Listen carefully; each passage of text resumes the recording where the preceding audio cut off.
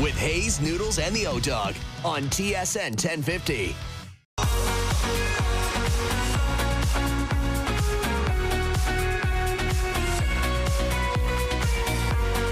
All right, here we go. OverDrive off and running. TSN 1050 on the TSN app, your home smart speaker, up on TSN 2, up on YouTube Live, on TSN's YouTube channel, streaming up on Crave later this evening. Brian Hayes, Jonas Siegel, Jason Strudwick. What's happening, boys? How are we feeling?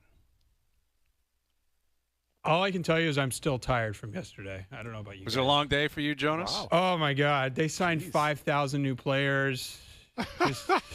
I saw I know you wrote at least one article. I wrote like right? I know 500 articles. Yeah, so I saw your Bobrovsky article getting a lot of reaction. Are you pro or anti the signing of Bob? You want to get into that right off the bat? Jeez, not even hello. I thought. I know. How are you? Strud, you can chime in if you want. Like, we haven't heard your take. I'm sure you're happy about everything that's going on here in Toronto. Well, my question is, how late did Leafs fans stay up planning the new parade route? Did they call it at like midnight or 1 or 2? What happened? There's a lot going on here, man. We got Portugal, Croatia tonight, right? The Jays won yesterday. We're not making any planned, any parade routes quite yet, but a lot of turnover, like you said, Jonas. Like, the Leafs were the most active team in the league yesterday by a large margin. We should talk about Freddie Anderson, too. Yes, on his way to Edmonton. I am curious what Strud has to say about that. But go ahead. You got the floor here. Start with Bob, and then we'll take it from there. I'm neither pro nor anti. I am just pointing out that I think he is a riskier signing than is being led to believe. Okay. And I think the mistake we make a lot in pro sports is we look at what a player was instead of what they are. And so if you look at like his resume, it's awesome. Like, he has the 7th most wins. He has 2 Vezina trophies. He led the Panthers, or backstopped the Panthers, to 2 cups. Awesome. One of the best goalies of the last, 25 years. But he's 38 now, and he is coming off the worst season of his career. He was one of the worst starting goalies in the NHL last year. So I think we have to be careful in assuming that he's just going to go back to being a Vezina trophy winner, or even average goalie. We just don't know. And if you look historically, goalies this age, they don't play that much as he's probably going to play. And when they do, they don't play that well. So I just think it's not as obvious a slam dunk as I think it's easy to perceive it to be. How do you feel about that? Okay, Struddy, where do you stand on that? I would echo a lot of things that you're talking about there, Jonas. The age matters. It does matter, right? And he turns 38 September 20th or something, and that's getting up there for a goaltender. I think the minutes he plays is going to be really important. How you manage that. Is everyone stay healthy? Is he able to play less minutes? The environment you create for him. I think we have to give him maybe a bit of a pass last year. Sure. They also played a lot of hockey 3 years in a row to the final. They had a ton of injuries. By the end of the year, that was a pretty average AHL team they had out there. So now, can I interject, Struddy? Yeah, sure. Yeah. I'm sorry. I just have so many thoughts on this. I've been thinking about this for the last week. If you look statistically, he didn't actually face a lot of shots. He was one of the least busy goalies in the league. So there's that. There's also the year before, he was just average. So anyway, continue. No, and those are fair points. And I mean, the stats don't lie.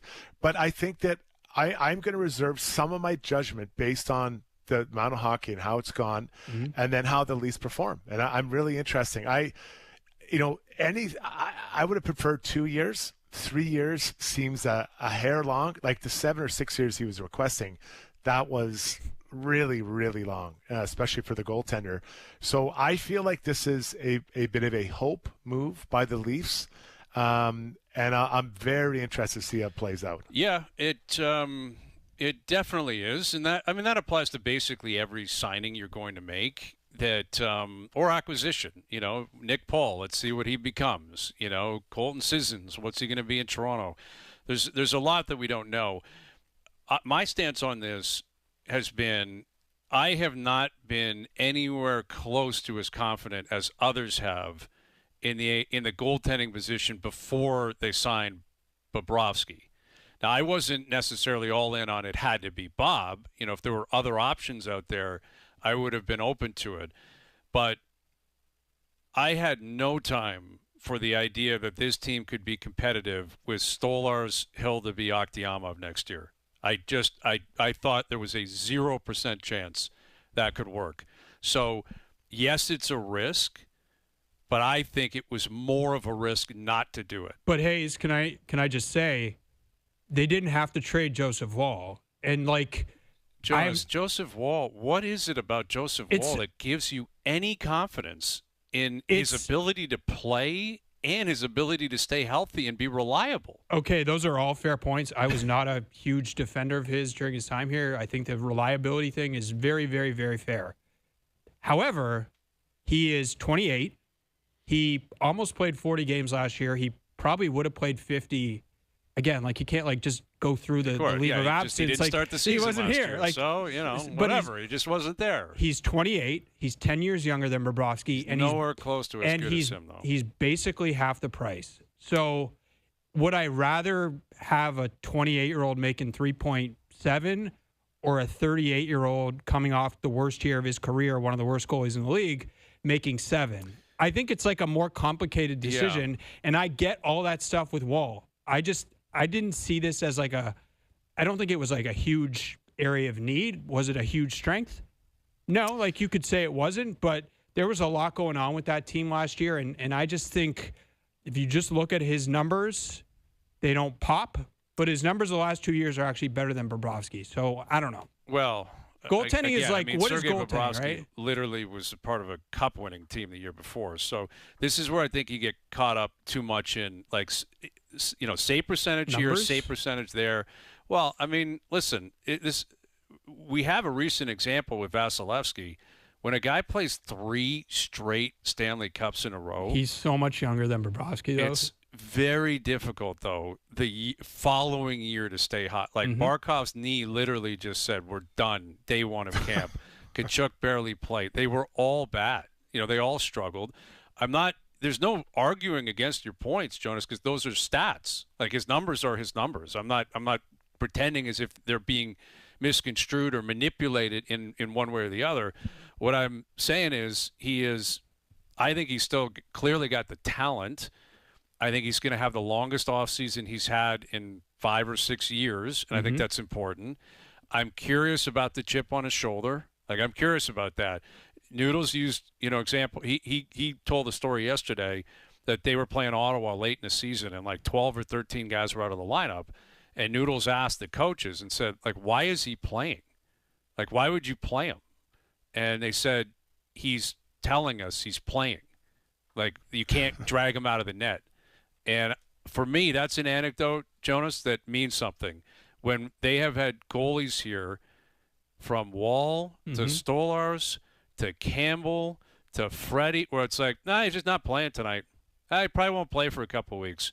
The value of having a guy who's I'm playing, I think that means something in the room. Strud, you can speak to that, but I have a great appreciation for a guy who actually wants to play or can play. Play basically every night.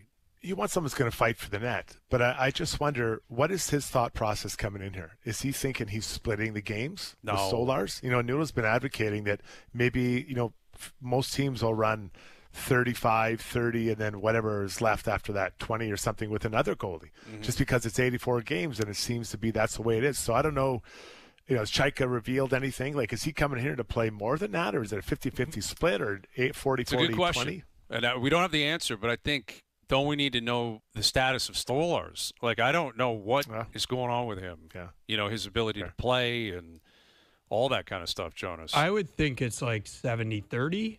Yeah. I would think Stolarz, I would pencil in for 25 to 30, and then the rest. But, who knows how many games he'll play? Who knows, if Bobrovsky, he's been healthy, is he going to stay healthy? Let me be clear, guys. It can work for sure. It can. Ed Belfour came here off a bad year and was amazing. 38 years old. 38 years old. Was awesome. Was suddenly a Vezina Trophy winner. It for sure can work. But I think to ignore all these red flags to me doesn't make sense. No, I'm with you. I know you're with me. I totally understand the red flags. I don't think you have to sell the most optimistic Leaf fan on earth about those red flags. They're there. 38, I don't think this is you mentioned Belfour. There's also been other athletes that have rolled through town, when it was the end of the road, and they're like, hey, there's a check there, I'll take it, So that is a legitimate question. We just went through it with Max Scherzer. This is way more important because he's the goalie and he's going to play every game. Scherzer was, one of 5 in the rotation, and when he was gone, they had depth. But it was a similar thing. An all-time great going to the Hall of Fame. What do you have left? But I think I look at the position, and when you start looking at the other elements of the team, I think it's clear, like, they need good goaltending. They need it. So I think that allows me to feel better about taking the risk on Bob, that he's capable of doing it. Am I going to sit here and guarantee you? No, but, if you told me, hey, Hildeby's going to play, I can't guarantee that guy can play in the league. I don't have that guarantee. I don't know if he can. I know Bob can. Like, if he's in shape, if he's healthy, if he's motivated, if they play decently in front of him, that's the easiest way to get this thing rolling again, is to get, like, above average goaltending in the league. Mm-hmm. It's probably mandatory based on the way the rest of the roster is built, right? This isn't Florida, Carolina, Vegas. They don't have the same depth, 1 through 12 up front, 1 through 6 on the back end. They need goaltending. And I think that's why Chaika and Sundin said, we may close our eyes at times, but we're gonna risk it here, that he can be our next Ed Belfour. That's what they're hoping for. So we'll see. Wasn't the only move, though, like you said, Jonas. A lot going on. How about Freddie Anderson, though, heading to Edmonton to team up with Mike Babcock and Zach Hyman? Like, what's the reaction out there, Strud? Yeah.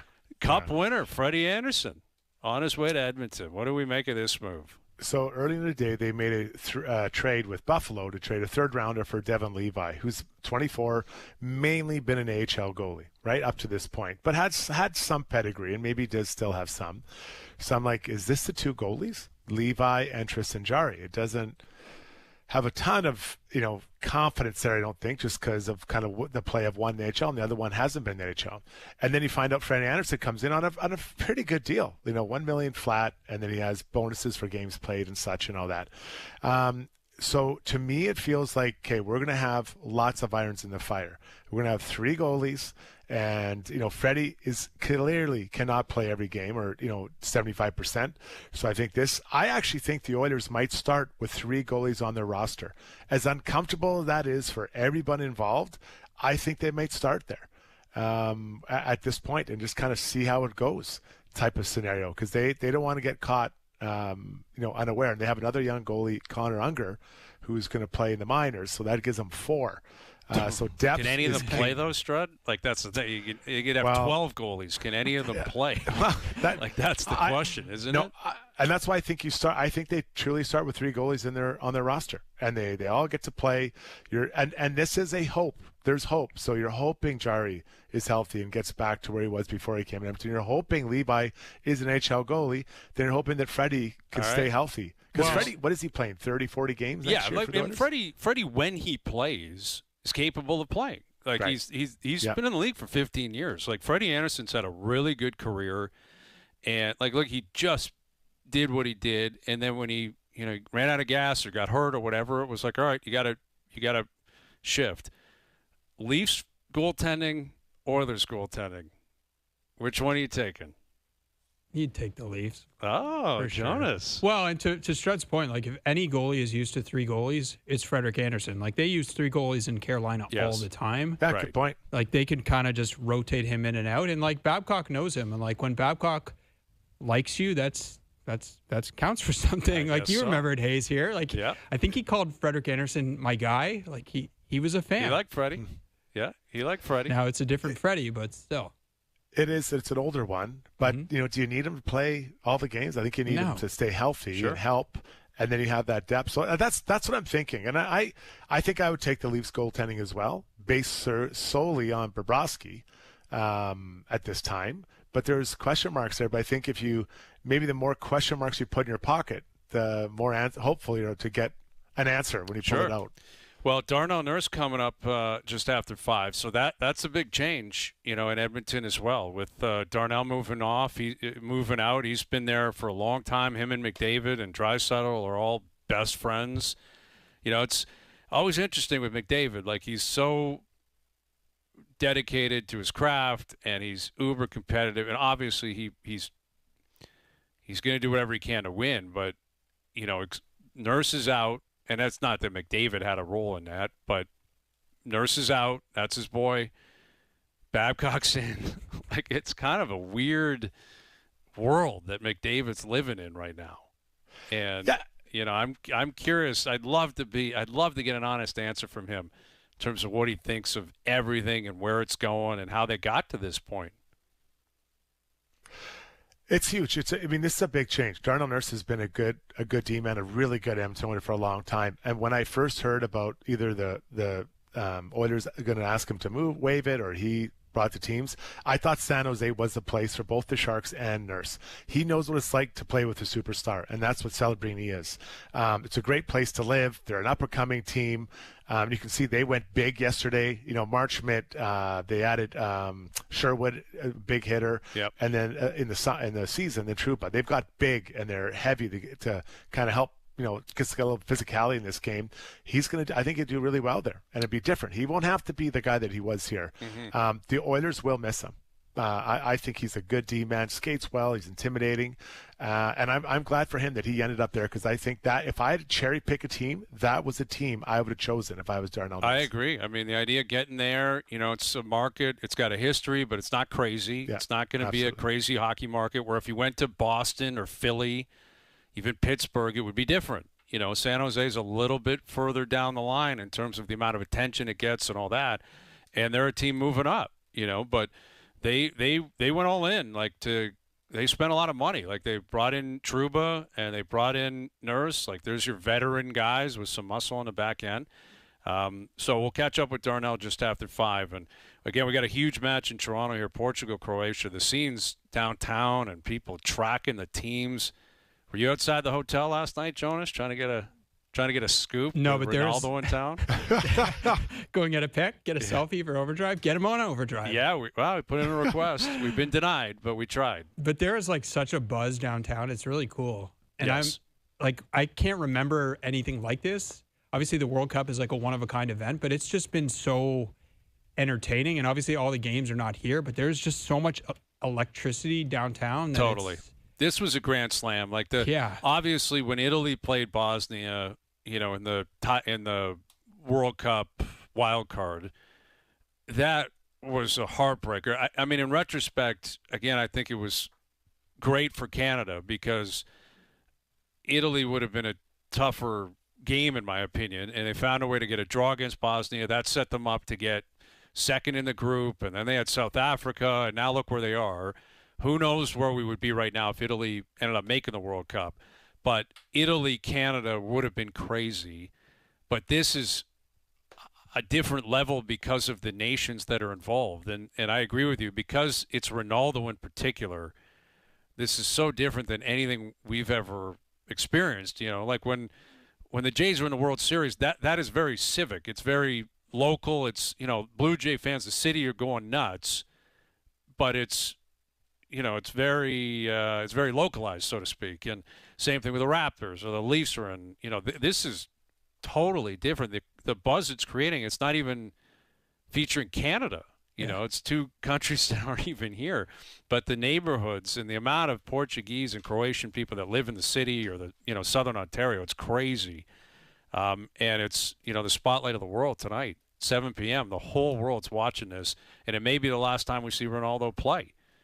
Certainly for Portugal, and the same thing with Modric on Croatia. So it's going to be an awesome, awesome night.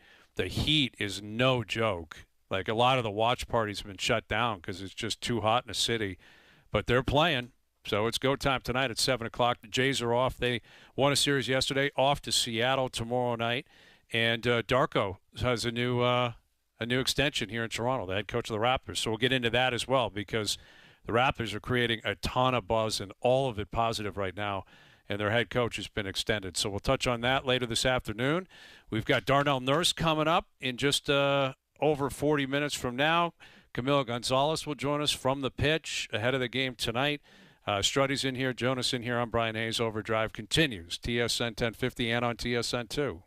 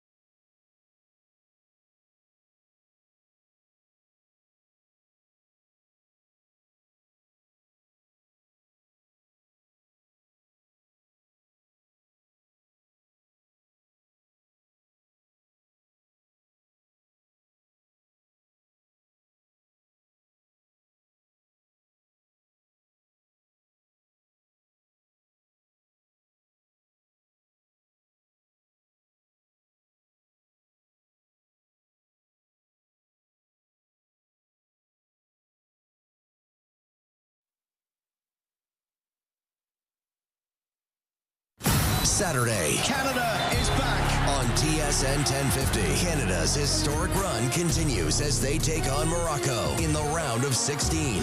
Coverage starts at noon. Hear it all on TSN 1050. The FIFA World Cup 2026 lives here.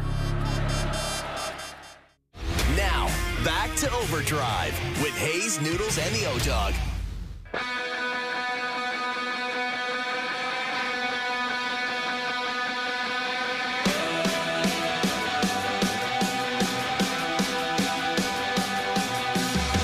right, OverDrive continues, powered by FanDuel, bringing you more ways to play your game your way. Brian Hayes, Jonas Siegel, Jason Strudwick. We've got Ryan Hardy coming up here in a moment, Maple Leafs assistant GM.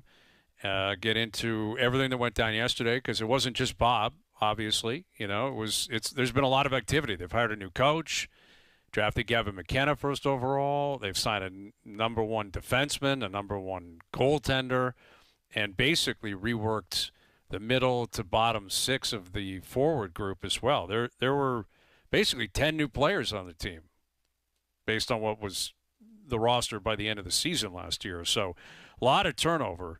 Obviously, the Leafs are comfortable with it. Obviously, they felt that had to happen. To get into it, here he is, the assistant GM with the Maple Leafs. Here's Ryan Hardy making his debut on OverDrive. How you doing, Ryan? I'm great. How are you guys doing? We're doing well. So, again, lots of turnover here. Take us through, why this isn't too much change, or why you felt it was necessary to turn the roster over as much as you guys already have. Yeah, no, I think definitely a lot of new bodies in. I think we looked at the depth of the group and just felt like maybe a little more role definition. Some guys with some center wing versatility, guys that could kill penalties, guys that could play physical when the situation called for it. I think maybe in years past in some of these spots, we've had more top six forwards that kind of, and you always want to have depth scoring, but maybe that kind of found themselves in imperfect positions in the third or fourth line. So we just looked at it and said, okay, with Cowan coming back as a young player with a lot of upside, a lot of skill, a lot of talent, now onboarding McKenna, that it made sense to establish some clear role definition and to have some flexibility within the group that we had. So in terms of McKenna, Cowan's a couple years ahead of him in terms of age, and now a year ahead of him in terms of pro hockey, with Easton playing last year and then playing for the Marlies, all the way to a Calder Cup. What is the expectation in terms of a role for Gavin McKenna, at least early in the year? I know it can change over the course of a year. I'm sure you're expecting growth, some trials and tribulations, but what would you be penciling Gavin McKenna in terms of that role that he's going to have to start the season? Yeah, I think you probably see it, and again, this is Jim and his staff will ultimately decide this, but I think as we forecasted, it's trying to put Gavin in a situation to use the gifts that he has, which are some really high-end playmaking and skill and creativity and all those traits that he has, while also trying to accelerate the transition to professional hockey and set him up to hopefully sooner rather than later be prepared to play playoff hockey, which obviously, as you guys well know, is a bit of a different beast. And so Gavin, he seems really self-aware and able to see some of the areas in his game that probably he's been so gifted and so dynamic in some areas that he hasn't even had to do some of the others. And you saw some of that through his college season. So to me, it's just about, us as an organization with John and Mats and Jim and his staff having a situation where Gavin can create offensively and do the things that made him special. And then if there's opportunity for him to get with different guys at different times and round out other parts of his game, we want to have that flexibility too. Do you see him being a fit with Matthews right away, just based on his age, his size? Or do you think that's just something that's going to kind of work itself out throughout the year and he probably bounces around? Yeah, I mean, I think, again, Jim, he controls the lineup card. But for me, I think, with the departure of Mitch, over to Vegas, I think that's a type of player that has done well with Austin in the past. And Gavin's, line rush game, some of the interior plays he can make inside of possession, he's got some unique gifts, and I think that he would thrive with Austin. And I think that Austin, as the captain, as a leader of the team, I know for a fact that he's real excited about some of these guys coming in, and he would take it as a bit of a badge of honor to help, bring a young guy under his wing who can help him and help the team. And at the same time, like any time, I think it's very important with Gavin and with any of our young players, as you guys well know, the noise is loud in Toronto, and sometimes we sell these kids as if they're all the second coming. And I think we have to be mindful that it's a teenager, and he's going to have his ups and downs in pro hockey, and he's going to have stretches where for the first time in his life, you go a bunch of games, maybe you don't score a goal and different type of adversity. And so I think we have to be flexible and allow for some of that to happen, but also because of the gifts that he does possess and the drive and passion that he has, I don't think it makes any sense to say, that if Jim thought that it made sense to put him there with Austin, that it would be something that any of us would shy away from. Pretty unique situation. You have two top picks that are going to be his teammates, much like himself. So have there been any discussions with either, Tavares or Matthews about how, on the ice is one thing, but off the ice, you kind of touched on it a little bit with just the attention you get as a top player in any city, but specifically a Canadian one. So has there been any, discussion with those people, those two, Tavares and Matthews specifically, to support him?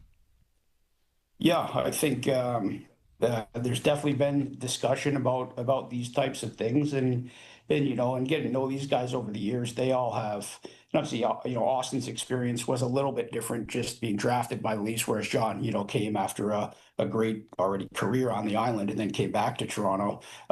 So I think Austin, can shed the most light on what it is like as a number one overall pick to get dropped into this market and with the pressures that exist. And, I think it is a little bit of a different time than when Austin and Willie and Mitch and Morgan and all those guys came through, where, that was a team that had burnt it down to the ground, and our team was a team that had, been in the playoffs with Stanley Cup aspirations for a decade. And now we had an unfortunate season in some areas that allowed us to get the number one pick. But we have a lot of great players that the primes of their career. So Gavin is now getting dropped into a situation that maybe the support can be a little more robust, and it's not something where he has to come and be the savior. All he has to do is come and be, the best Gavin McKenna that he can be every day. And I'm sure all those guys that have the experience that they have here reflect back on, when you're bright-eyed 17, 18-year-old and all of this possibility exists, and all of the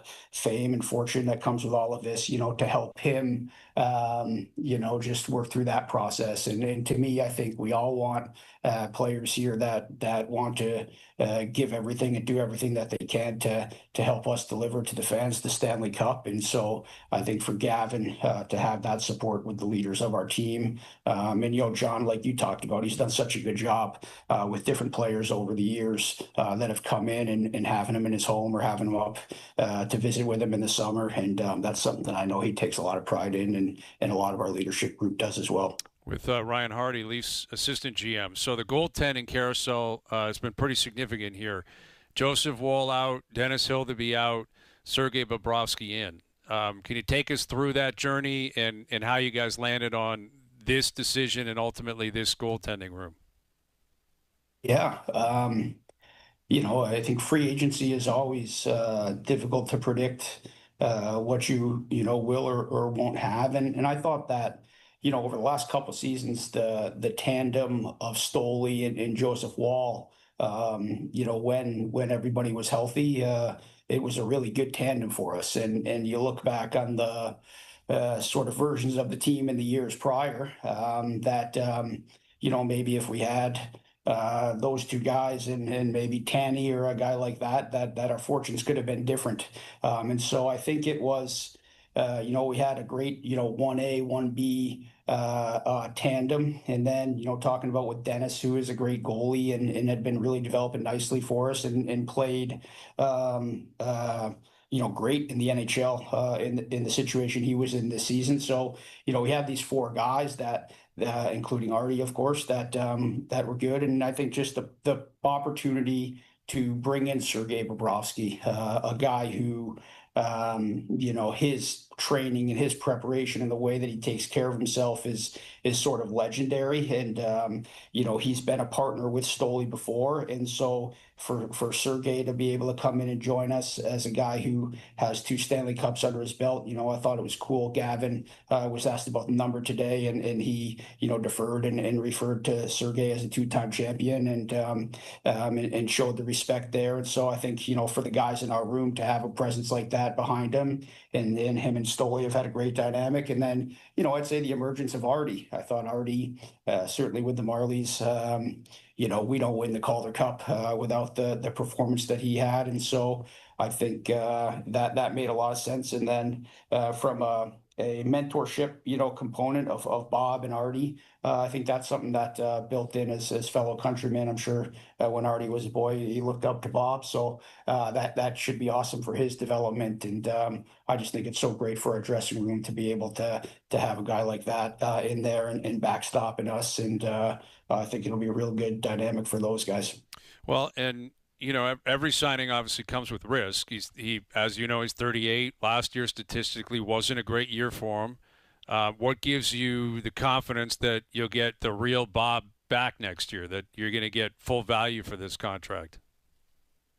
Yeah, I think goalie is always a little bit of a complicated thing to evaluate. But I think if you look at the team in Florida, they've been so good here in the last handful of years, obviously with a couple Stanley Cups and going to the finals the year before. And then, their team was a little bit different than ours this year in that they were just absolutely decimated by injury from start to finish. And they never really looked like, you were kind of wondering like, okay, if Barkov comes back or if this happens at the end, like, could these guys sneak in and find a way? And then sort of when it tailed off, and they started to shut guys down, you could tell that it was just a little bit different year. But to me, if Florida has their full complement of weapons in the lineup all year long, I think life is a lot easier for Bob, and his numbers probably look, way more in line with what they were before. And so for us, it's just, evaluating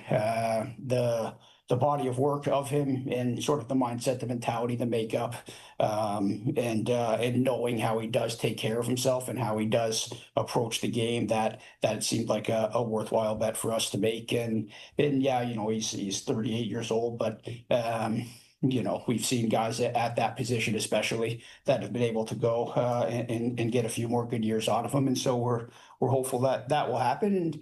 And if it, has to be, if there's a little bit of some ups and downs at different points, Stoli has done a fantastic job for us, and we're real excited about Artie. So, we believe in Bob, and we believe in that last year is a bit of an anomaly statistically, and that he'll be himself and lead the way for us. But we also have some support underneath, and we're real excited about it. Ryan, one of the acquisitions I think I'm most curious about is Nick Paul, just based on his experience in Tampa and the bounce back potential. I wonder what kind of role you foresee him playing next year. Yeah, I think, it was one of those things that just kind of came together as the day was building. And, I think Nick can play with some skilled players when the situation requires it, and he can play with some heavy players. And, he could be a real difficult guy to play against, as we've unfortunately seen in some, signature moments in his career and tough moments for us. And so, we see a guy that certainly can play in the middle for us, can flex to the wing and play a bit of a different style if we had to do that, and just has some versatility and special teams utility. He's played all different special teams before, and for us, it was really about a collection of guys, and Nick certainly is an important part of that, where we have Sissons that has center, primarily a center, but has the wing versatility. Teddy Bluger, we already had Bo Grew, that had some of that as well. And so, having just more of that for us was good. And like John talked about yesterday in one of these, he did, just about building out the spine of the team. And I felt like, at different times, if we've had an injury or lost a guy, we haven't always had enough natural centermen to go and fill in those spots, where now, with the way it's constructed this year, and then even some depth guys that may start with the Marlies and come up at some point. We have a lot of guys that can fill in the middle of the ice, flex out to the wings, kill penalties, play in power play. And so just having that is something that, along with pedigree, like you mentioned, really attracted us to Nick when the opportunity presented himself. And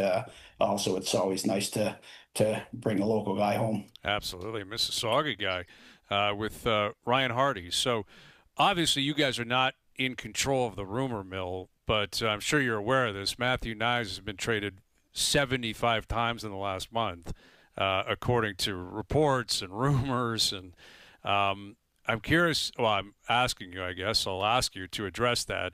Where do things stand with Knies? With his name out there to the extent that it has been, have you or your front office been in contact with him? And how does this work moving forward with Matthew Knies and the Leafs? Yeah, I mean, I think that in Toronto, that's just kind of what you sign up for. And I think that, because of all the protections that so many of our other players have, when it sort of hit rock bottom in the middle of the season, everybody looks and says, oh, how are they going to make the team better? And I think that's been one that, for whatever reason, has gained a lot of steam. And the reality is that, Matthew Knies is a guy that players like that and him as an individual are guys that help you win the Stanley Cup. And every team needs guys like that to help you win the Stanley Cup. And so I understand around the league why teams would have interest, or that the media or the speculation would be such that that would make sense for a lot of teams. But for us, he's a really important part of what we're doing. And I think that, he's got, again, some flexibility to play with Austin, to play in some different situations. And he's kind of built for the playoffs. And so, for us, certainly we're in contact with his group, as you always are with all your players. But Matthew Knies is an important part of the Maple Leafs, and anything, beyond that is really just speculation and, I guess, fodder that is entertaining. Well, along those same lines, Ryan, is there a clearing of the air that needs to happen with the organization with Morgan Riley, who has obviously been here since 2012? We know kind of the situation there. Is there some clearing of the air that will happen or needs to happen? I don't know. I don't think so. I think that, Morgan is a member of our team, and, I had a great meeting with Morgan, at the end of the year, which, obviously you keep most of that private, but I think sometimes, Morgan is a great player. He's been a great player for the Toronto Maple Leafs for a long time through a lot of different, variations of this team. And, you look at a lot of the records that exist within the Leafs, and a lot of them have Borje Salming, and then they have Morgan Riley, and he's knocking on the door of 1,000 games, and he's a wonderful teammate and an amazing guy, and he's a real good player, and he's been a real good player for us for a long time, and a real good player, in the playoffs for us over the years, and he's a special guy. And so for me, you always kind of look at situations, and you want to find the best thing for Morgan and his family, and the best thing for the Toronto Maple Leafs. And I think all of us, Morgan included, are more than happy to have Morgan as a member of this team, because he is such a special guy and so important to what we've been doing and continue to do. So for me, I don't think there's much discussion that needs to be had. Morgan knows how we feel about him, and we know how he feels about the Leafs, and how he feels about the fans, and how he feels about his teammates. So it's just kind of business as usual, I'd say. Following up that with another D-man question, at times last year it felt like it was a little bit difficult to transition and or create offense from the back end. I know Radish is going to help a lot, especially with his shot. But is that an area the club wants to continue to look at, is try to get that transition and moving that puck up to those skilled forwards, specifically in the top two lines? Yeah, I think for sure, for John and Matt's, that's definitely been a point of emphasis. I think, certainly a lot of times you talk about just getting the puck into the hands of the forwards, but even inside of line rush game or offensive zone possession, and I think using Morgan, like Morgan is at his best when he's free and when he's roving and using his skating and creating.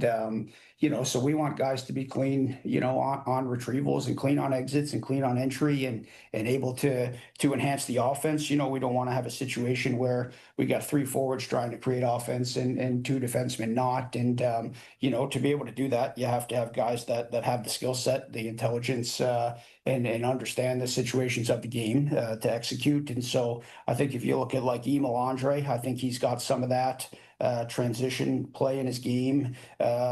Certainly Morgan has it. Oliver, Tanny, for a guy who doesn't maybe get a ton offensively, his retrieval game and decisions that he makes with the puck are great, and Kaber's pretty clean with it. And so we got a lot of guys, I think, that can do it. And then add in Darren Radish, who has the skill set that he has. And so and then we got some young guys, in the minors too, that are going to come in and fight for a position. But certainly, like you said, it's definitely been a point of emphasis and something that we want to continue to build upon. Not at the expense of defensive play and connected play. We don't want to be a bunch of one-dimensional offensemen, but that is certainly what we're setting out to build. Well, it was a pretty active day yesterday. It's been a pretty active couple of weeks for you and the staff there, and I'm sure there's going to be some more as we move forward. But thank you for doing this, Ryan. We appreciate it. We'll do it again down the road. Have a great summer. Thanks, guys. You as well. Appreciate the time. You got it. Ryan Hardy, assistant GM with the Leafs. Which I think it's important to point that out. Like, there has not been an assistant anything on any show in 12 years. I don't know if this is going to change what the plan is with the Leafs, but Chaika was supposed to come on and something changed, and we'll see if we can get him on again in the future. But that was great to catch up with Ryan. He's been kind of in the mix and doing stuff with the Marlies and been a part of this staff for a while, and I know they think very highly of him and his future. So, we'll see. We'll see what happens with Riley. I don't know what to make of it. It's kind of like the Werenski thing. You talk to different people, and it's all obviously conjecture right now, but you talk to one person, they're like, Werenski's getting traded. It might still happen tonight. The other person's like, no, they wouldn't send the statements out unless they meant it, and he's definitely a Blue Jacket in the future. Same thing with Morgan. Like, they support him. They love Morgan Riley. I'd love to hear from Mo. I'd love to hear what he has to say publicly. I don't think he ever will, and I'm not saying it would be in his best interest to do that, because let's say he wants out. If he can't get out, if they can't trade him, you can't put that. It will be in the opening night lineup. Jerry's percentage. I will say 25%. Wow. 25%. Wow. You're higher? So, go ahead, Shrek. I'm going to say it's higher. This is what I think that teams have kind of moved. Like, you look at some of the teams that maybe had that extra cap space and be willing to take that and Morgan want to go to. I think we're limiting those teams. Like, I think San Jose was one, and they had 2 veteran guys, right? Now, Anaheim, is that a spot? Maybe. I don't know what the interest level there. You'd have to ask the insiders. But, my question to him at the end there, I think they have one too many more stay-at-home-ish defensemen. I think they need one more guy to get that puck moving. And I think Andre, I'd really try to get him up and running. We know what Radish is. I think they're one more way just to really get that puck. Just imagine how Austin Matthews is going to feel anytime he's on the ice. There's somebody that can move that puck up to him. And if Morgan Riley, he has done stuff like that in the past. And I agree, he's a good like a freelancer in the offensive zone. So you kind of got to let him go. Yeah. Do you know who that guy was, Struddy? It was Werenski. That's the guy. Exactly who they were hoping for. I'm sure you would think. Yeah. All right. What's your point. Jerry's, Jonas? 75%. 75%. Yeah, I'm high too. I'm higher. Yep. Really? I still think it's possible, but there are just so many obstacles with it. And Strud's right. Like, San Jose made a lot of sense, but they're done. Yeah. I would think. Yeah. Okay. We'll see. All right, more on this still to come. We've got Darnell Nurse coming up in about 20 minutes, and Portugal, Croatia, Jays are off. World Cup continues, OverDrive continues. TSN 1050 and up on YouTube Live.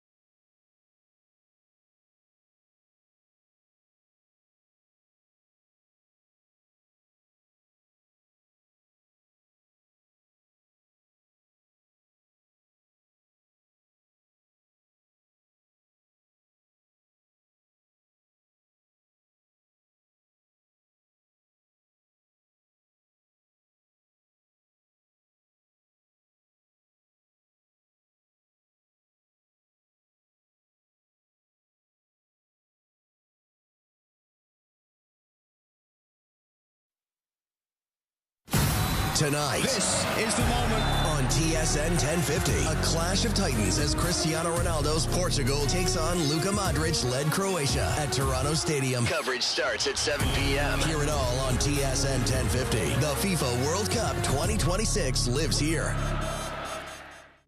Now, back to OverDrive with Hayes, Noodles, and the O-Dog.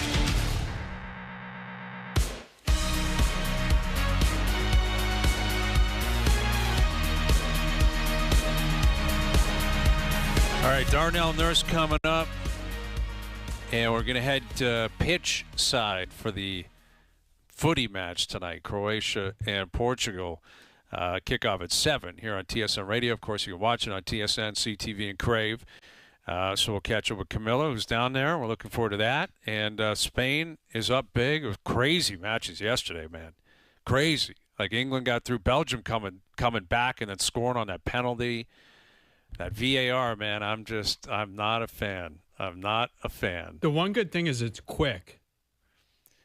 Last night wasn't that quick, but I agree with you. It like is generally very NHL? quick. You're right. Yeah. You're right. Like on Why is offsides, that? it's really quick. Yeah, Why really is it quick. so quick? I get the offside, but some of the other ones, the reviews are quickly, and we can't do it that fast I know. in ours. The technology. They're like what huddled is it? over an iPad trying to figure it out still. Yeah. The guy in the VAR room seems very unnecessary, like with the blue wallpaper. And like, why are they showing him before the game? And he's like all business, and they're singing the anthems. It's like, relax, dude. Like, put your feet up. You're not doing anything. Every time they show him, the guy's just like staring at the screen as if he's so ready looking to review busy stuff. Yeah, it's like, just chill, man. Like, come on, we get it. You're a professional. Do you need to be in the uniform too? Couldn't he be in a T-shirt and jeans? Like, who would care if that guy was, a little bit more relaxed? I don't know. Just a thought. We'll see. Hour 2 coming up. OverDrive continues. TSN 1050 and on TSN 2.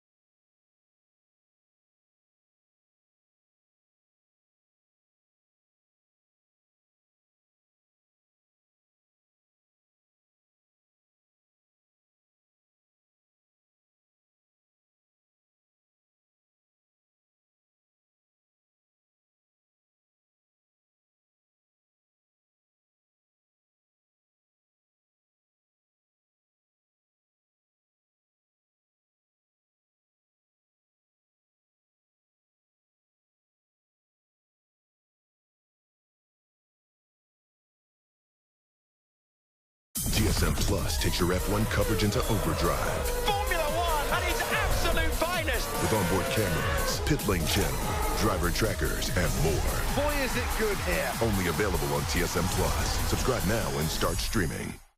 Catch every moment from every match on TSN.ca and the TSN app. This is OverDrive with Hayes, Noodles, and the O-Dog on TSN 1050.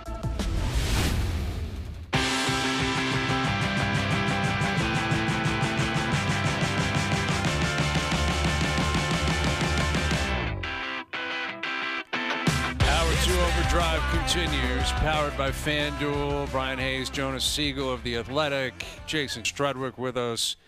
Camila Gonzalez will join us later in the hour. She is pitch side. I keep saying it that way. I might as well just say she's at the stadium. I'm trying. Have you adopted, Hayes, like all the terminology? Yeah. Like, do you say, I caught myself, I was almost going to say tie, and then I was like, it's a draw. Yeah, you got to be very careful. I'm trying my hardest. You know, I'm all in on World Cup fever, man.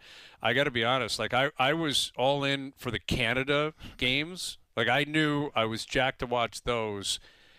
Admittedly, it took a little while. I'd say it took the first week of the tournament for me to start really watching everything else. And now that we are into, this basically the round of 16. I know we have a few more days of round of 32 action, but now that we're into the knockout stage, like, I am watching everything. Every night I'm up watching whatever the nightcap match is, I'm all in.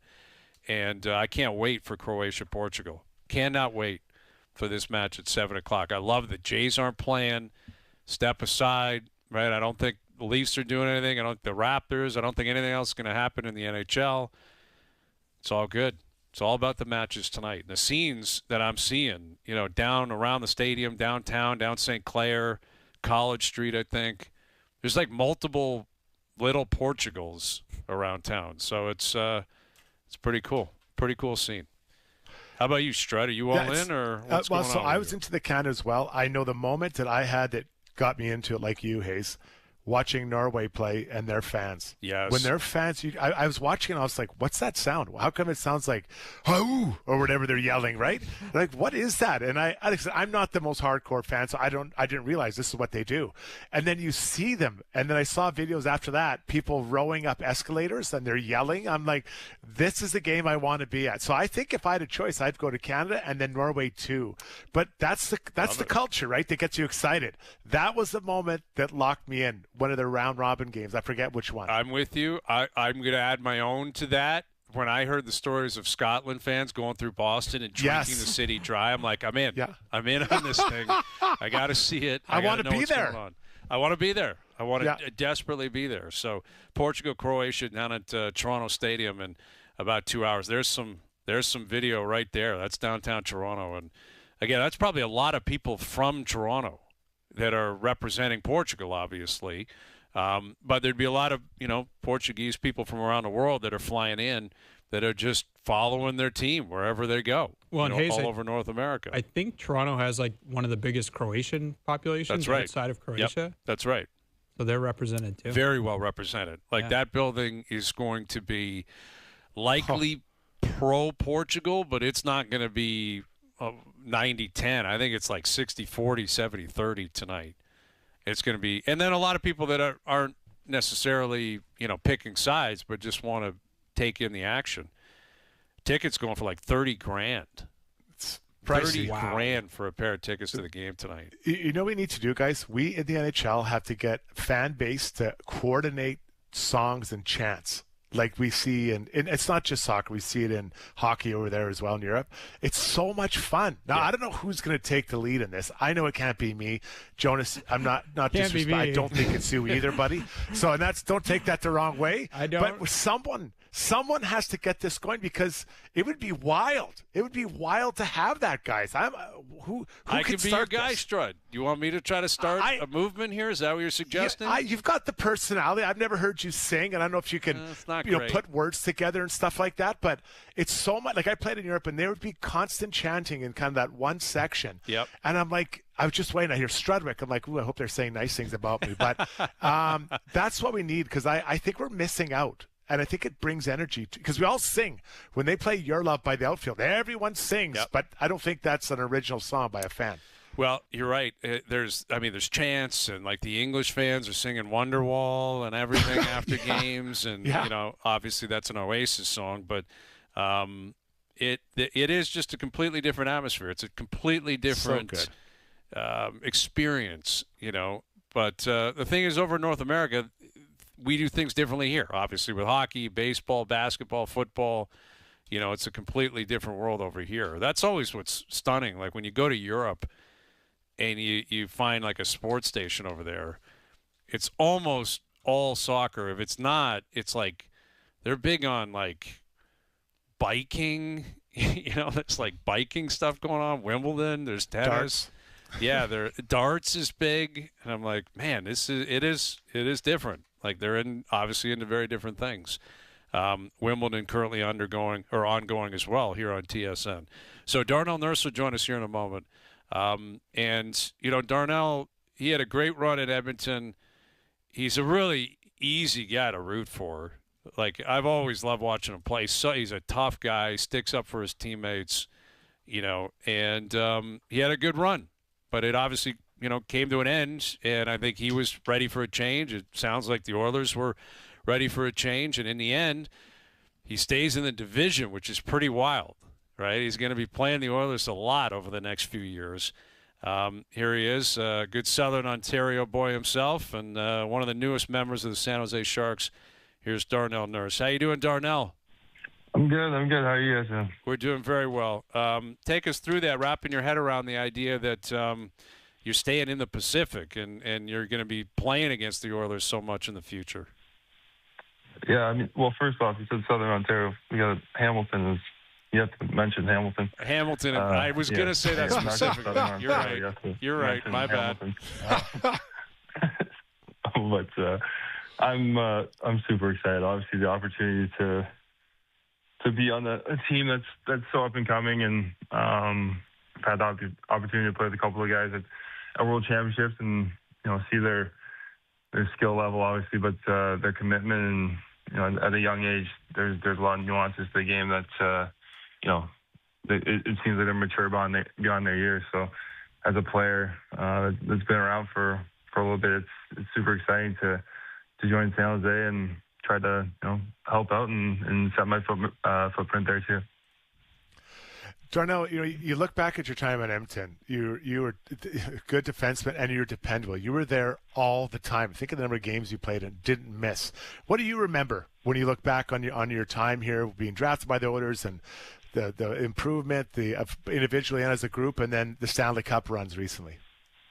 Yeah, no, it's obviously coming into the league. There was, the organization, I wouldn't say was in the greatest spots, let's say, whether that was competing to get into the playoffs, even growing the mindset and culture within the room. Not that it was in a bad spot, but I just think when you're trying to compete and try to knock on the door to be a contender each year, there was a lot of steps that we had to go through, especially as young guys, in a large group of young guys. And I think it was fun because we learned all together all at the same time. I think we had obviously a taste of it in our second year, getting into the playoffs, our first year at Rogers there. And then, we're humbled for a couple of years and then worked our way back in. And I think, had a lot of fun. And over the course of those cup runs too, there's a lot of great experiences with the guys and a lot of memories and friendships that will last well beyond this game. So fun to look back at, but I close the chapter now and move on to the next one here in San Jose. So what do you know of the market? Besides the fact that you're not Canada anymore, you're not, Edmonton is such a great hockey town.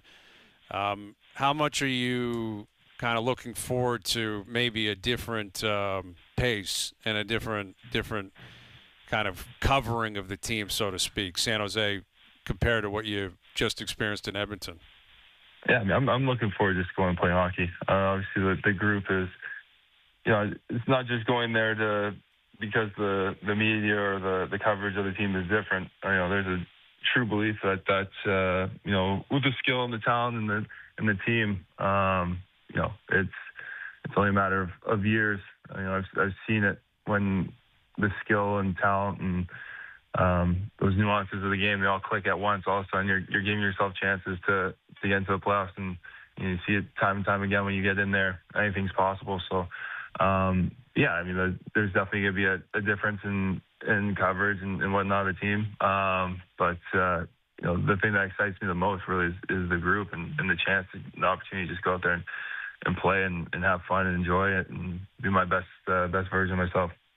Well, you mentioned the opportunity to play with Celebrini, obviously, at the Worlds.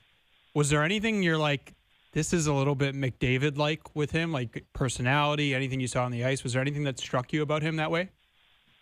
No, I would say, they're different players. When you play alongside or get to be at these tournaments with guys that are obviously very special, there's a attention to detail. There's a commitment to the game, a focus, the practice and the habits that come in practice, the habits that come in taking care of yourself. There's a lot of similarities between, not just Mac and Davo, but a lot of the other, superstars too in the league. So there's a reason when guys are special and able to, play at the highest level. There's a reason for that, and a lot of that comes to the stuff that they do off the ice and taking care of themselves and getting ready for the game.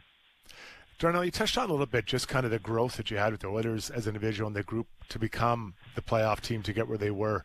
Is there anything you look back on and think, I'm going to try to do this differently with the Sharks, who are in a similar boat, who are growing and trying to get to that level? Like, is there anything that, maybe we can skip this part or something?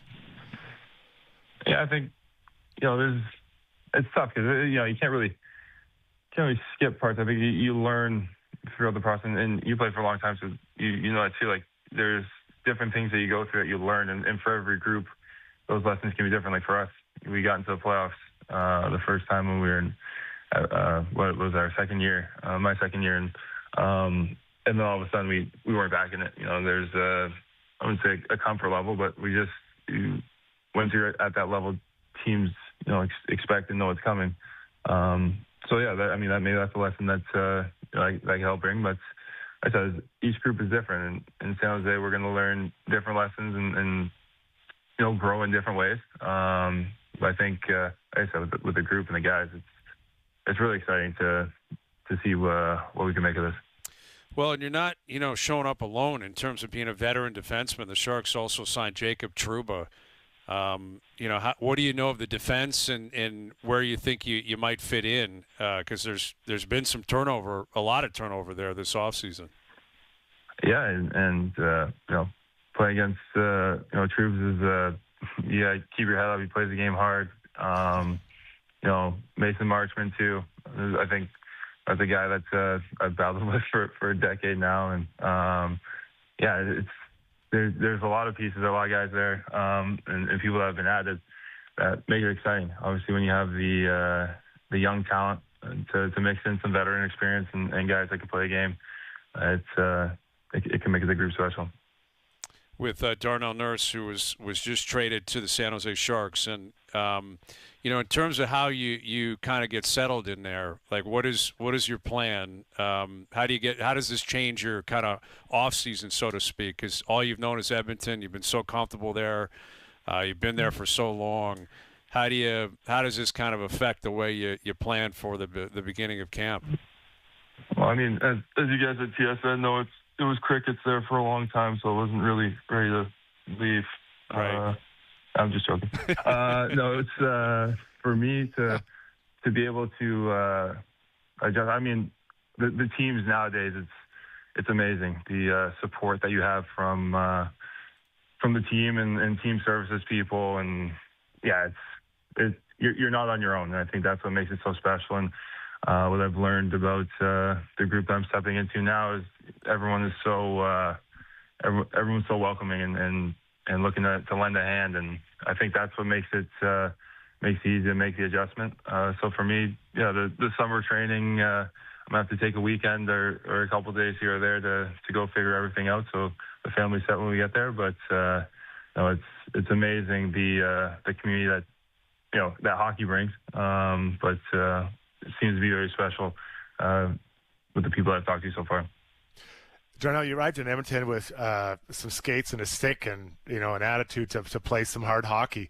Now you're going into San Jose with, a wife, a family, kids. It's a lot different. So how does that change just kind of your not maturity level, but just kind of your thought process and going to a new community, a new city, a new challenge with a family this time instead of just, a desire to take over the NHL? Yeah, it's different. You want everyone to be comfortable, right? And I think that's what I think that's a nice part of it happening now. I get the full summer to be able to get everything settled and everything ready, so that when we get there, you hit the ground running, and you make those adjustments for sure when you're when you have a family, and there's ways to like I said, there's people you have to think about other than yourself. It's so true when you're young and you get to a city, you're trying to figure out a place to rent, or you live in a hotel for the full year and you don't really care. It's a little bit different. It's a little bit different for me. So yeah, you got to take those things onto account. But like I said, the support that I've gotten so far from the Sharks organization and the guys and the wives, it's going to be an easy transition. We're really looking forward to it. I know it's, been pretty early in the process here. The trade just went down, but, obviously you've been waiting for this and kind of working with your agent, working with the team, the Oilers, and eventually the Sharks. So I'm sure you've had some time to think of it. Have you allowed yourself to get there in terms of imagining playing the Oilers again and what it's going to be like the first time you go back to Edmonton? No, I haven't really thought of it. Yeah, I haven't really thought of it. I usually have pretty good ability to compartmentalize when I play against friends, so I'm hoping that's the same when I play in Edmonton. So, I'm sure it will be. I'm sure they'll have their head up, though. I have to believe that's going to be the case, for sure. Well, Darnell, congrats. It's great to have another nurse on here. Your sisters basically run TSN, so it's awesome to have you on here. We appreciate it, and good luck with San Jose and the next chapter, and we'll do it again down the road. I appreciate it. Thanks, fellas. You guys have a great day. You got it. Darnell Nurse joining us here. The newest member, one of the new members of the San Jose Sharks. This guy's an amazing guy. And I'll share a quick story. So this winter, he's having he was having a baby, so he didn't go away for the Olympic break. He stayed and was practicing the same place my oldest son teams practice. He had the times wrong, so he instead of having full hour, he only had 30 minutes because he got there late. There was a mix-up or whatever. So he asked our coach if he could practice a little bit with our team. Nice. So at first, I said no. We, only team members only. Just kidding. Of course, he said yes. So he comes out and he's practicing with us, right? And I said, what do you want to do? And he kind of wanted to work on these things. This guy was going to 1,000 miles an hour. Our kids on our team had never seen an NHL player go that fast. And so, anyways, I'm like, Darnell, it's been a half hour. He's like, well, I can't leave now. We're in the middle of a drill. I'm like, all right, Darnell. And the boys loved it. And then I started chirping him, and I was like, pass the pucks hard, Nursey, all over him, right? But that's the guy he is. Like, San Jose is getting a really good guy in that room who competes, and man, is he durable. That guy is a warrior. He plays through stuff people don't know about. He competes and battles.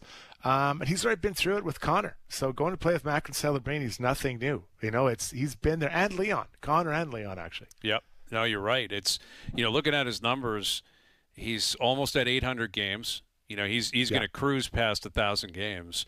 And Trouba's right there, too. Like, Trouba plays all the time, between the two of them. Darnell's 31, I think Trouba's 32. They mentioned Mason Marchment. He's like 30 years old, and, he's a guy that plays with some snarl. I'm not surprised that Career and company in San Jose felt obligated to find guys like that, where you have Celebrini, you got Smith, you've got Misa, you've got Dickinson on defense, now you got Stenberg who's come in. You got a lot of young players, and you need to insulate them properly. And the money's going to be there for those guys. Like Celebrini, when he wants to sign, it's going to be a crazy number, and he's your guy, he's your leader. But I think having Nurse there, again, I think the point he made, you asked him about, what he learned in Edmonton that maybe he can bring to San Jose. Like, San Jose is going to make the playoffs. It's going to happen. I don't know if it'll be next year. For the next couple of years, they will. And he brought up the experience when they Oilers made it their second year, then they didn't make it the next couple of years. And maybe they felt like, oh, we've made it. We've done the job now. We're a playoff team. No guarantees. Like, you got to get back on the horse every single year.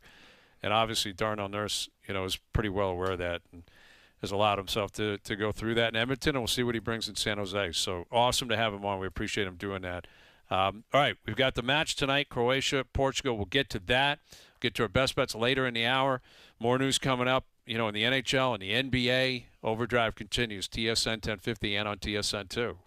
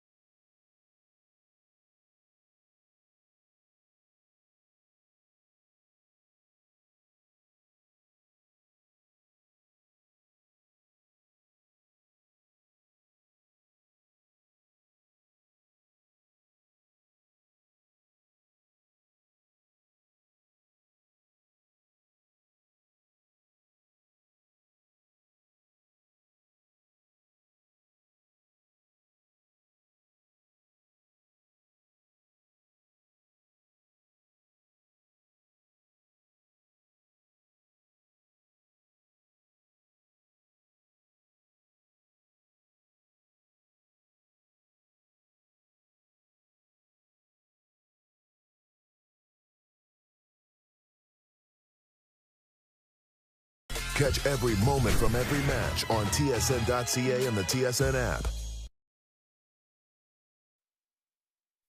Saturday, Canada is back on TSN 1050. Canada's historic run continues as they take on Morocco in the round of 16. Coverage starts at noon. Hear it all on TSN 1050. The FIFA World Cup 2026 lives here. Now, Back to Overdrive with Hayes, Noodles, and the O-Dog. All right, best bets later in the hour. Croatia, Portugal in just over 90 minutes down at Toronto Stadium. And Camila Gonzalez will join us from the stadium coming up in a few moments. You guys see that the Ottawa Senators are promoting that the fans should chuck out their Brady Tkachuk jerseys. And I think they're kind of saying, I don't know if it was like any jersey, but they're promoting it like basically number 7. Bring it in, get yourself a new jersey with a big discount using CHUK, like a read off his name. And I have no problem with that. Like, this is the entertainment business. He wanted out. Like, Brady demanded out. Like, and they're not being shy about that. Like, he wanted out, and he basically pushed him into a corner with, I'm only going to Florida. No one likes him in Ottawa anymore. So play off it. I got no issue with it. I think it's a little tacky. You think it's tacky? Yeah. Why? I don't know. It's just like in a little bit in poor taste. Like, he was the captain of the team. I get what you're saying. He demanded out, Jonas. But like, I don't know. Players leave, or you're just gonna. Didn't leave as a free agent. I know. Didn't leave as a free agent. Like, I do think he put himself in a position here where he's got to expect it to get ugly. So I'm with you, Hayes. I think that when someone asks out, it's hurtful. It's a hurtful feeling. When you walk out as a free agent, it's different because you have options. Mm-hmm. But he asked to leave.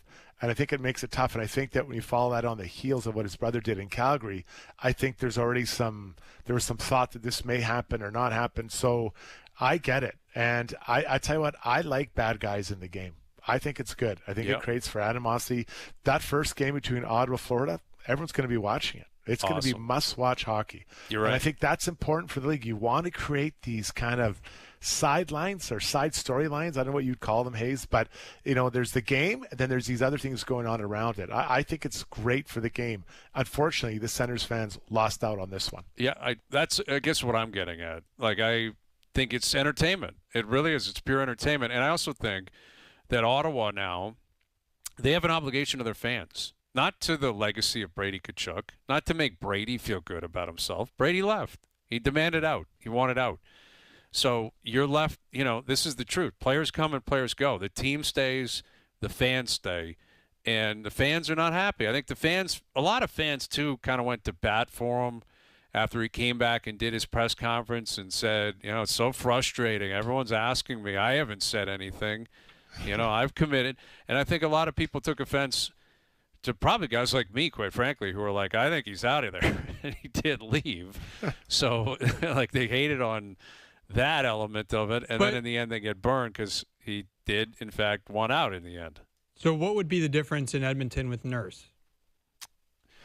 I think the timing, because my understanding is that it was talked about that they were going to ask him to waive his no movement. And then he said, this is where I want to go.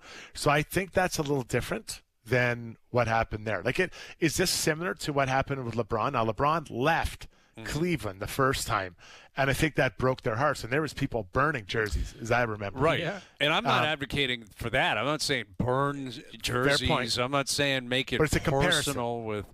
Yeah, like, this is a scenario where there's a lot of people that have Brady Tkachuk jerseys, and they're like, the guy's not here anymore. I understand why the team would want to play off that. Is it the classiest move, Joe? It is not. But is anyone wearing their Tkachuk jersey to the game next year? If you have one and you're over the age of 13, are you wearing that jersey into the rink? I don't think so. Or you're doing that thing where you put the tape over it and you're writing in a new name. Yeah. Like, kids are different. Kids, whatever. But if you're a 35-year-old man, do you wheel in there thinking, well, this is my jersey. I'm going to wear the jersey with the C on it. I think it's hard because when you're a player, people, they take you in and you are theirs, right? You're part of their city. They're theirs. And when you ask to leave, it breaks their heart. It really does. Yeah. And walking's different than if you break their heart. So I want to see how many Tkachuk jerseys at that first game or at all. I agree with you. And again, a lot of it is, you talked about Darnell. And again, I think that was Edmonton looking for a change and Darnell. And I think the fans, you know, he had a lot of fans in Edmonton, but he probably also had people that were, you know, fine with him leaving. Same thing with Morgan Riley here.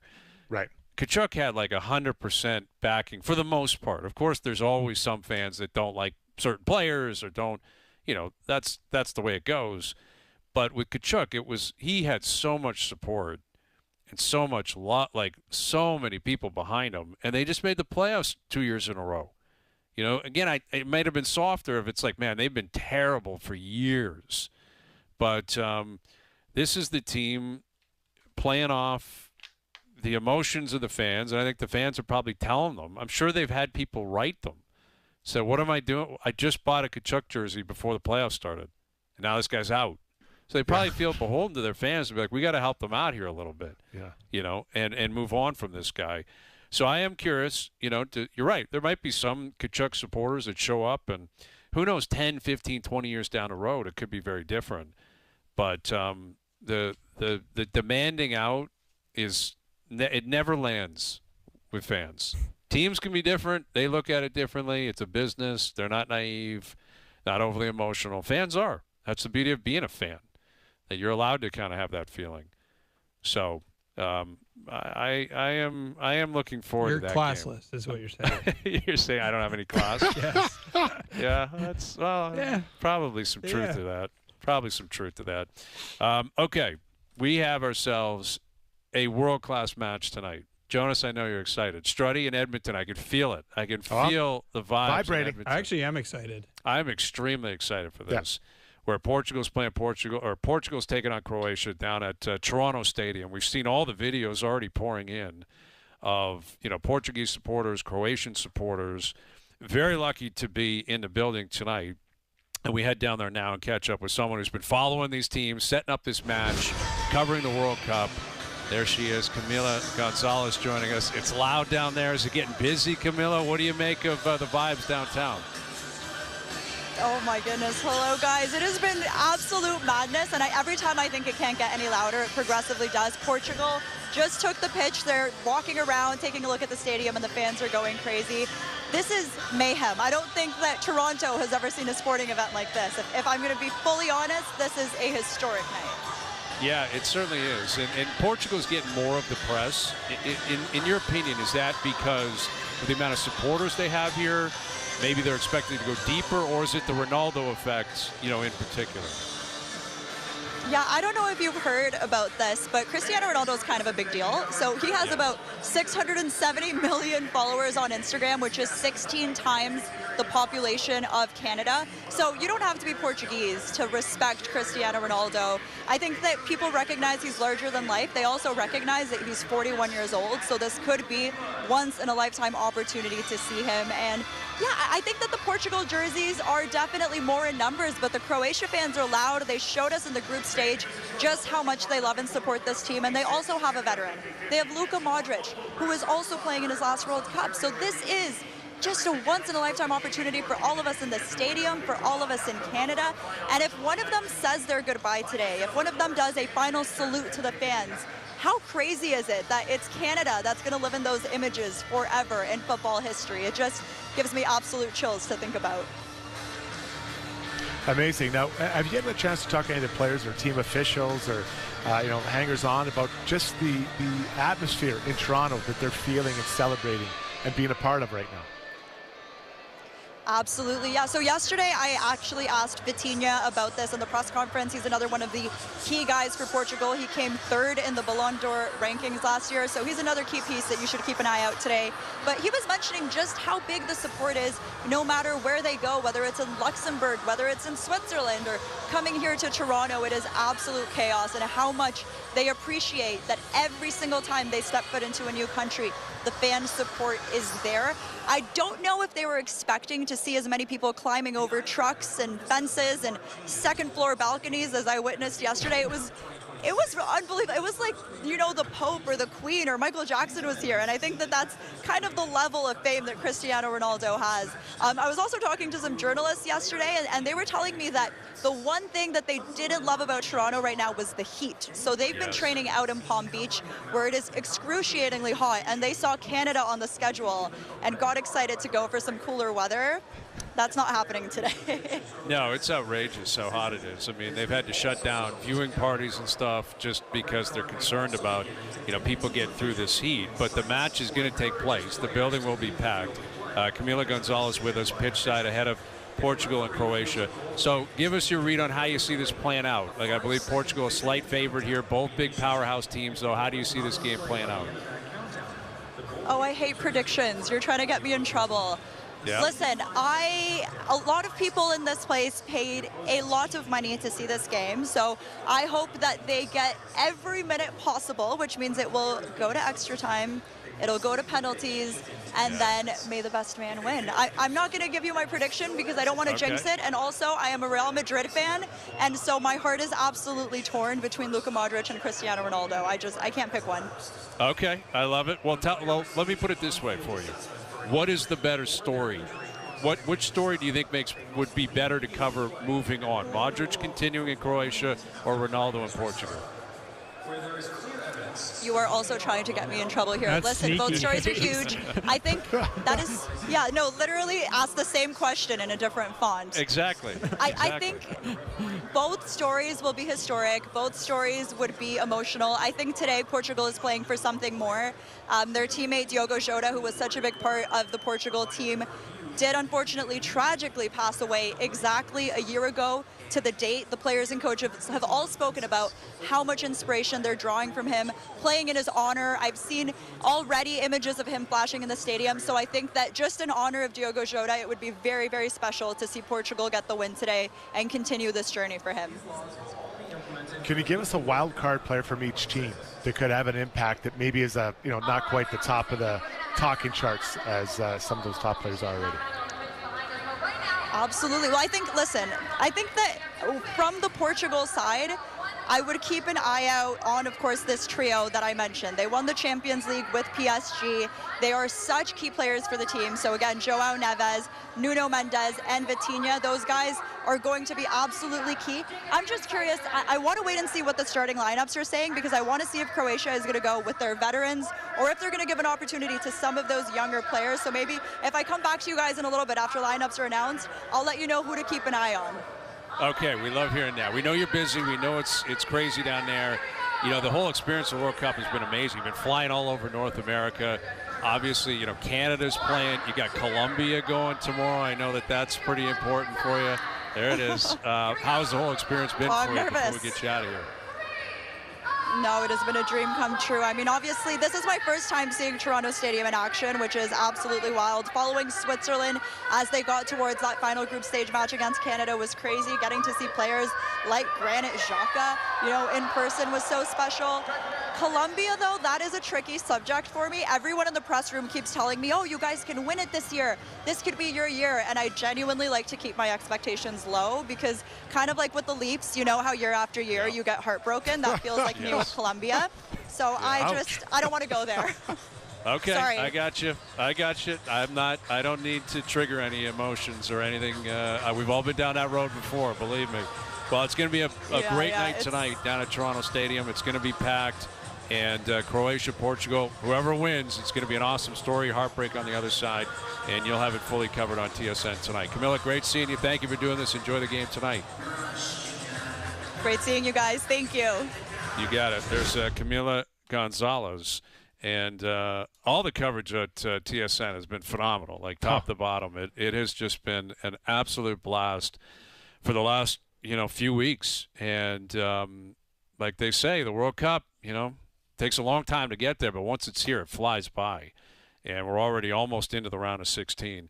Canada, Morocco on Saturday at 1 p.m. And I'm trying to figure out my plans. We're doing a barbecue at a friend's house, and it's one of those kind of awkward show up anytime after. And I'm like, no, we need to be very specific here.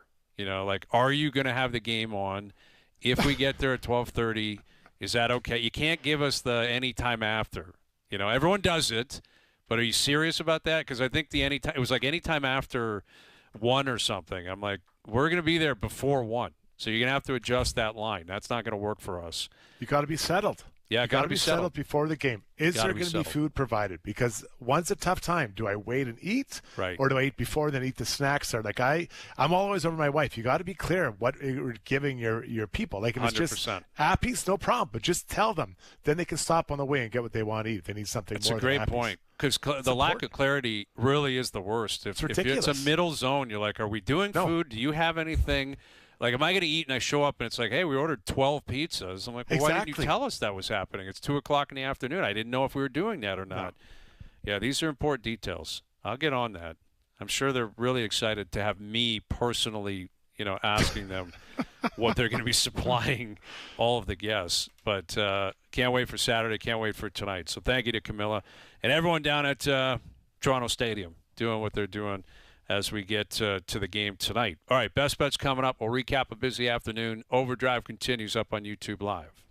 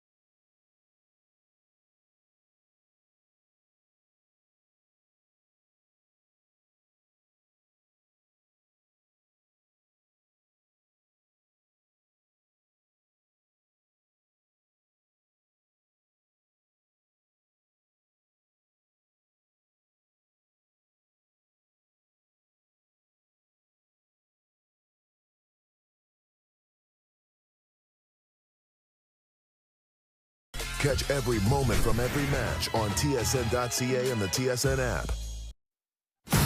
Tonight. This is the moment. On TSN 1050, a clash of titans as Cristiano Ronaldo's Portugal takes on Luka Modric-led Croatia at Toronto Stadium. Coverage starts at 7 p.m. Hear it all on TSN 1050. The FIFA World Cup 2026 lives here. Now, back to OverDrive with Hayes, Noodles, and the O-Dog.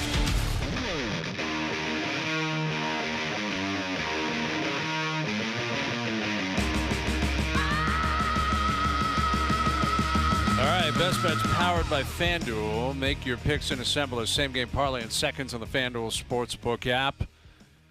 I'm on Portugal tonight. I knew it.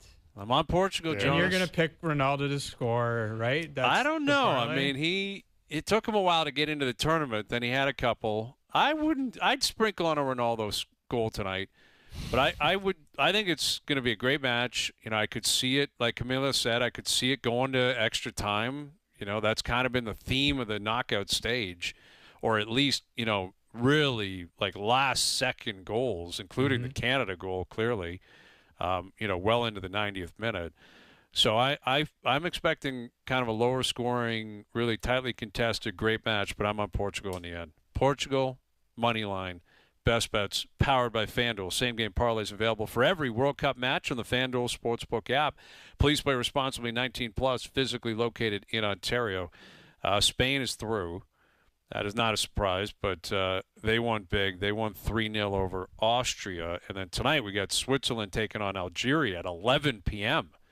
So big matches all throughout the day.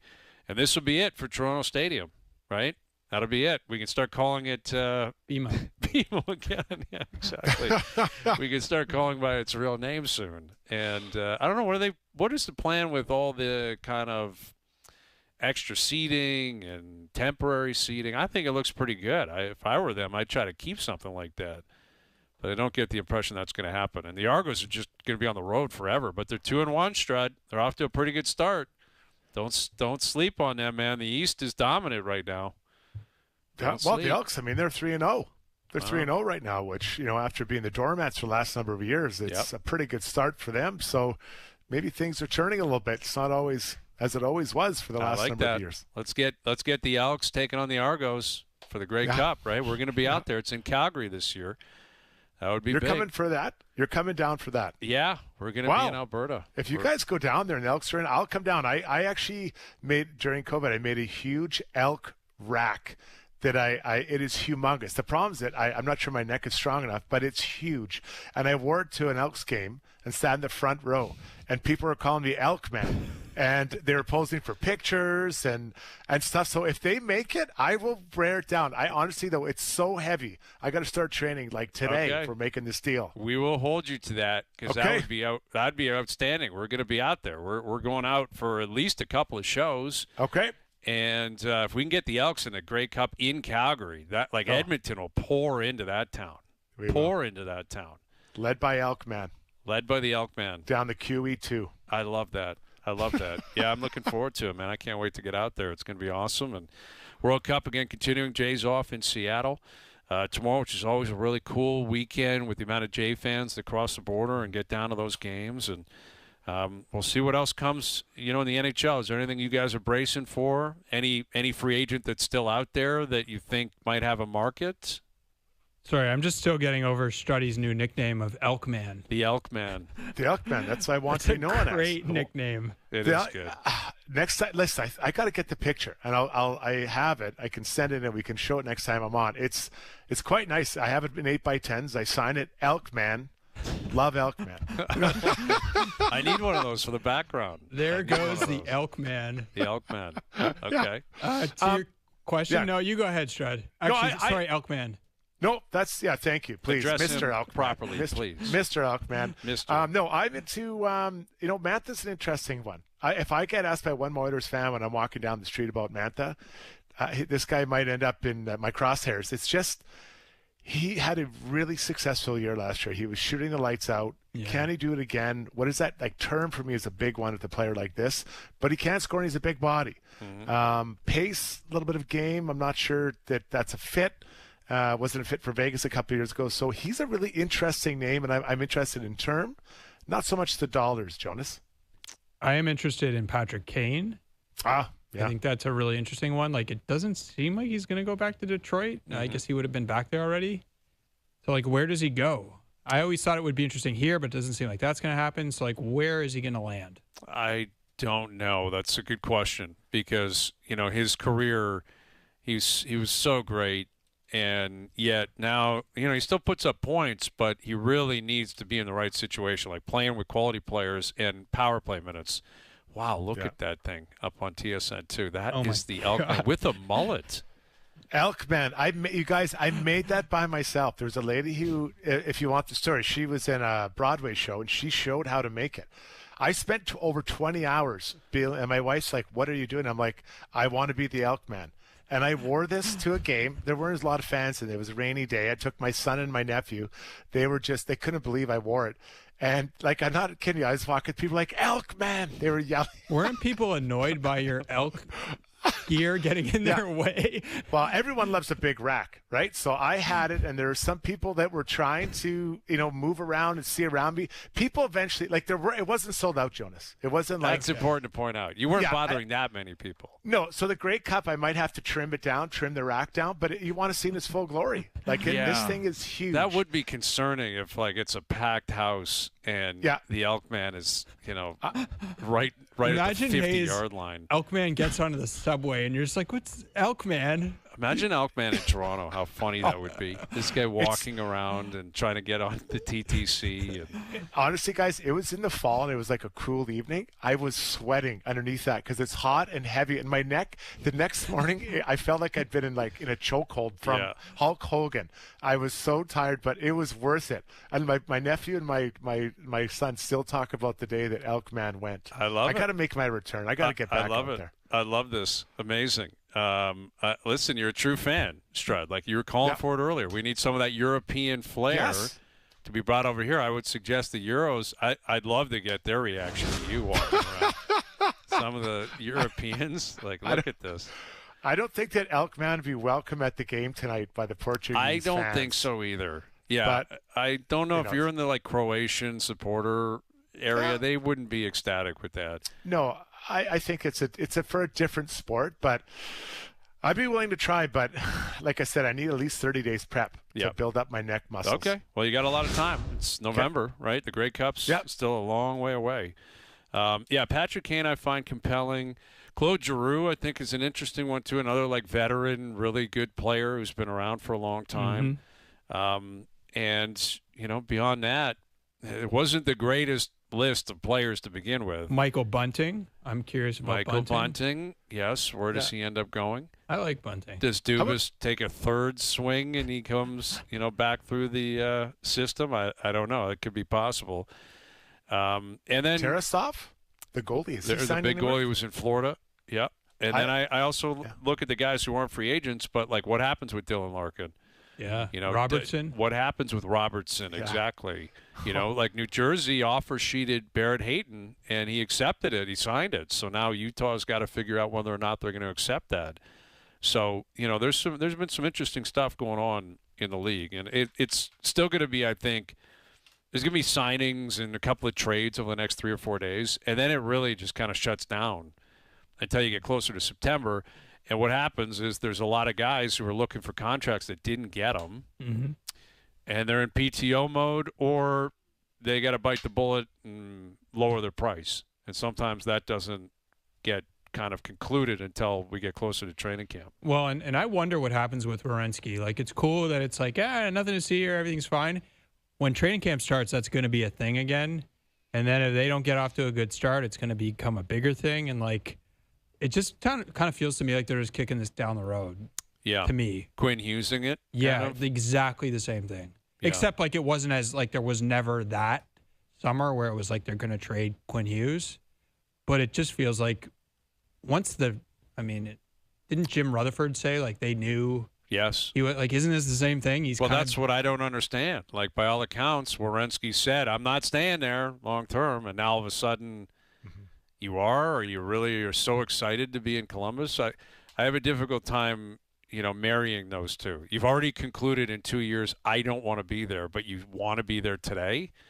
That doesn't Doesn't seem to jive with me. Well, and But the don't other thing it rush it. tells me, Hayes, is like clearly whatever the Leafs were offering wasn't enough for Columbus, or maybe they didn't like one. Like That's true too. Because maybe- Dallas gave enough Yes, for exactly. them to go to him. Yeah. Maybe the Leafs or Tampa or But- whoever didn't. To be respectful to the Leafs, what could they offer? They have was- stuff like Nyes is a good player. Like if you Okay, can put nice. together- Yeah. Nyes. Okay, nice. They don't really have any first rounders left till. No, they do. They've got for a while. Colorado's next year. Which who knows what Okay, that yeah. is. But So we're not too excited Like, about that. yep. Who's You the could young prospect? Put, Cowan's a good young player. Like you Okay. could throw in Dan. Like you could get a bunch of yes. stuff. Like if you can get Nyes for the next 5 years, I don't know. Like that's not Thomas Harley, but that's pretty yep, good. Like, he's a good that's- player.